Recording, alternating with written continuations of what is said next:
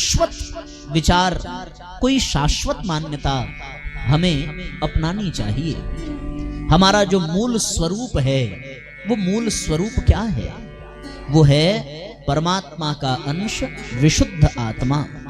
हम अपने आत्म स्वरूप से अनभिज्ञ हो गए हैं, और जब जीव अपने आत्म स्वरूप से अनभिज्ञ हो जाता है और वो केवल अपने आप को देह मात्र मान लेता है, तो फिर उसके जीवन का लक्ष्य, उसके जीवन की दिशा केवल और केवल देह तक ही सीमित रह जाती है। फिर वो अपनी अंतरात्मा को भूल जाता है, अपनी अंतरात्मा से अलग हो जाता है।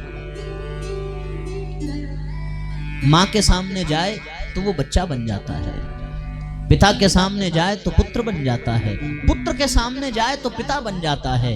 उसका रंग, उसका रूप बार बार बदल रहा है, उसके भाव, उसके व्यवहार बार बार बदल रहे हैं। उसका एक ही कारण है, क्योंकि वो अपने आत्म भाव से पदच्युत हो गया है। इसलिए उसके सारे क्रियाकलाप केवल और केवल इस देह तक, इस संसार तक, इन संबंधों तक ही सीमित रह गए हैं। और ये संसार, ये संबंध, ये शरीर, ये सब नाशवान है, ये नित्य नहीं है।